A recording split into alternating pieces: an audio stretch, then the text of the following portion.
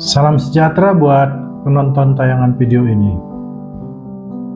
Beberapa hari yang lalu, seperti yang sudah disaksikan oleh masyarakat Indonesia, dengan tertangkapnya 3 orang hakim Pengadilan Negeri Surabaya dan 1 orang pejabat Mahkamah Agung, yaitu Bapak ZR dan juga pengacara dari Ronald Tanur.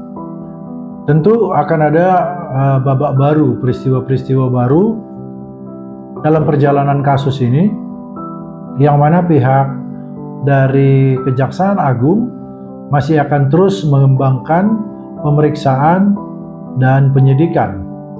Nah, itu biarlah menjadi kewenangan dari pihak Kejaksaan Agung. Kita berharap tentunya pihak Kejaksaan Agung juga tidak main-main, karena tidak tertutup kemungkinan pengalaman-pengalaman yang kita saksikan di negara kita ini adalah berpindahnya lokasi-lokasi korupsi.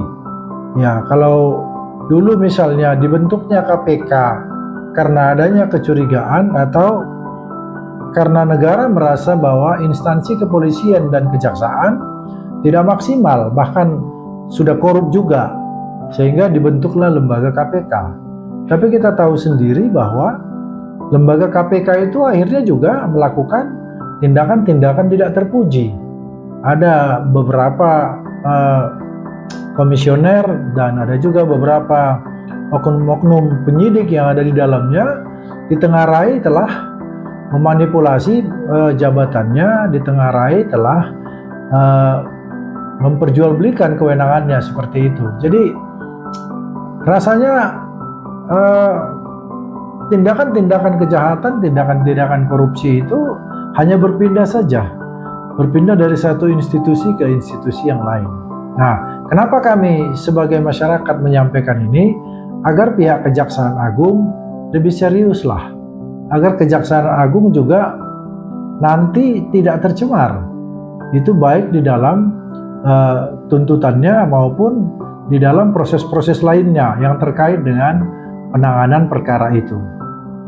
Dan kami sebagai masyarakat sangat berharap agar memberikan tuntutan yang maksimal kepada hakim yang memeriksa perkara ini dan hakim yang memuluskan. Maksud kami kepada ZR yang memediasi, yang menjadi perantara dari pengurusan perkara di Mahkamah Agung itu. Memang sampai sekarang kita belum tahu apakah majelis hakim agung yang memutuskan perkara itu terkontaminasi juga, menerima juga, atau seperti apa, kita tidak tahu. Tentu juga kita tidak bisa menuduh, tetapi sangat kita harapkan tentunya dalam pemeriksaan dan pengembangan perkara ini itu lebih masuk kepada hal-hal yang substantif dan tentu bisa mengungkap keseluruhan fakta dari peristiwa itu. Jadi kami merasa pantas tuntutan diberikan kepada hakim ini berat. Karena apa? Karena harusnya mereka memberikan keadilan, mereka tempat berlabuh orang untuk mencari keadilan, bersandar kepada mereka akan pelaksanaan hukum yang tepat dan benar, namun justru mereka merusak, namun justru mereka yang mengoyak-ngoyak peradilan itu sendiri. Jadi kami berharap dalam tuntutan jaksa nanti ketika ini dijalankan persidangannya menuntut dengan maksimal, dengan pertimbangan adanya pemberatan. Nah, kemudian tentunya hakim yang memeriksa nanti kita harapkan juga berani bertindak dengan jujur, berani bertindak untuk menegakkan keadilan. Sekalipun kita tahu yang diadili ini adalah koleganya. Memang ada kesulitan psikologis di sana ya, dari mengadili, menghukum, yang mungkin saja rekan-rekan mereka yang pernah sama-sama bertemu di pengadilan atau bertemu di dalam rapat kerja atau di dalam rapat pimpinan dan sebagainya.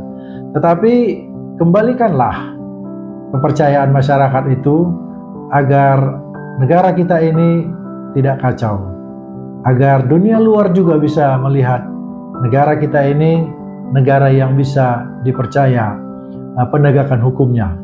Karena itu juga berimbas kepada investor yang akan menanamkan modalnya di tempat ini, akan menanamkan modalnya di Indonesia. Nah, tentu kalau kita bicara tentang penanaman modal, nah kita nanti akan berimbas juga kepada penanggulangan masalah pengangguran tenaga kerja. Bukankah sekarang ini investor enggan menanamkan uangnya di Indonesia? Karena selain hukumnya yang begitu sulit untuk dipercaya, juga birokrasi yang terlalu berbelit-belit. Jadi tentu kita harus berpikir sampai sejauh itu agar para tenaga kerja kita yang mungkin jumlah pengangguran sekarang ini begitu banyak. Jadi itulah harapan kami kepada jaksa nanti yang menyidangkan perkara ini, juga kepada majelis hakim yang nanti yang akan memutuskan perkara ini. Terima kasih, semoga didengar.